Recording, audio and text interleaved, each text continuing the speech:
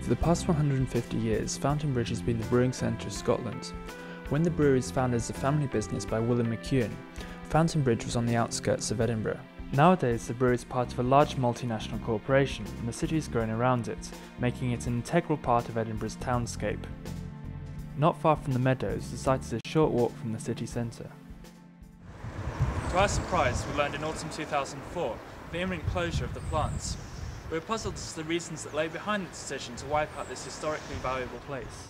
Our early understanding was the closure was motivated entirely by the management's desire for profits, resulting from residential and commercial developments after the site had been demolished. But what about the 120 workers who will be laid off? Have factory owners Scottish and Newcastle sufficiently compensated them for the loss? Is the closure being challenged? We set out to investigate. Our initial research indicated significant opposition from a number of sources. We contacted a spokesperson from the union representing the workers. His comments seemed to confirm our early feelings. The workers feel that it's been a big kick in the teeth. They see the closure as just another way to maximise the profits for a big company.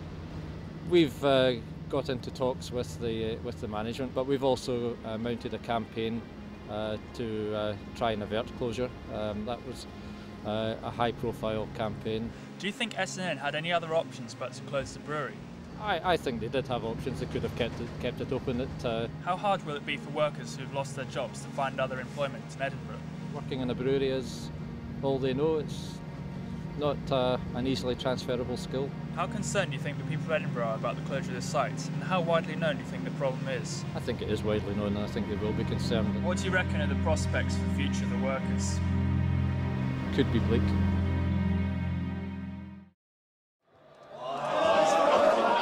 Just across the road, the Fountain Bar has always been at the heart of the local community. Though when we chatted to regulars, it seemed their attention was on matters other than the closure. Probably the drinkers, but not when you're skint any beer, I'll take it. We still had visions of there being some kind of active campaign against the closure. Fat cats get fatter, workers don't matter.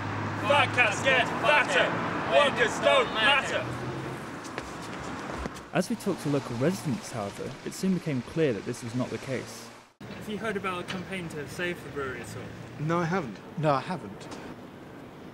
Not as such, although I understood that there was quite a lot of unhappiness amongst some of the workers. No, we've had leaflets through the door, I think, just telling us about it, but nothing, no actual campaign, no. Quite frankly, I think it would be futile. We asked about opinions on the layoffs and changes to the local townscape. Their employment prospects in Edinburgh are, by and large, relatively good. They've given them training in forklift driving so they can get other jobs. The employment in the centre of town is mostly office-based and must generate more income and certainly vastly more employment per square metre than this brewery, most of which is actually just large tanks. From my own point of view, it's going to enhance the area. There's a quite distinctive smell about the brewery, so that'll obviously be gone. Not really, no. Not when I'm hungover, no, but... Yeah, you know, it'll remind me of school dinners, actually. Especially when you walk down Viewfront. What's your take on the smell? Yeah, it's brilliant. So the area may yet have a brighter future. The workers have reasonable prospects, and any redevelopments should enhance the quality of life in Fountain Bridge. By their nature, it is the union's role to oppose any such closure. In this case, however, the campaigns were perhaps unjustified. Indeed, some jobs will be transferred to the Caledonian Brewery, where brands such as McEwan's and 80 Shillings will still be produced, carrying on the tradition of brewing in Scotland.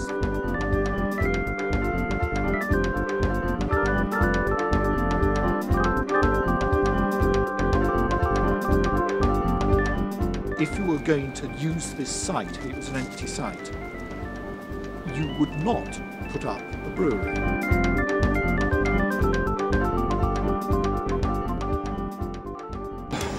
I don't know. It's got to be.